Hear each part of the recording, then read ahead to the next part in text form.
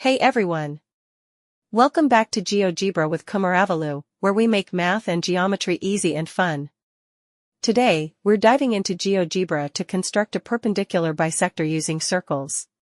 This method is super cool because it's based on basic geometric principles. So, let's get started. First, open up GeoGebra and select the Geometry app. If you don't have it yet, you can access it online at geogebra.org.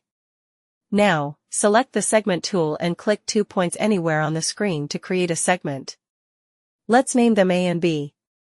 This will be the segment we want to bisect. Next, we'll use circles to help us find the perpendicular bisector. Select the circle with center through point tool.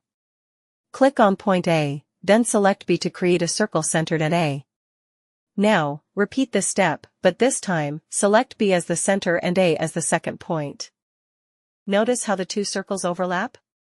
The points where they intersect are super important. These points mark the locations that are equidistant from both A and B. Now, select the Intersect tool and click on both circles to mark the two intersection points. Now, let's connect these intersection points using the Line tool. This will create our perpendicular bisector. Watch how this line not only bisects the segment AB but also forms a 90-degree angle. Here's the fun part, let's test it. Use the Move tool to drag A or B. Notice how the perpendicular bisector automatically adjusts? That's the power of dynamic geometry in GeoGebra. And there you have it. You've just constructed a perpendicular bisector using circles in GeoGebra. If you found this tutorial helpful, don't forget to like, subscribe, and hit the bell icon for more awesome math and geometry content. Got any questions? Drop them in the comments below.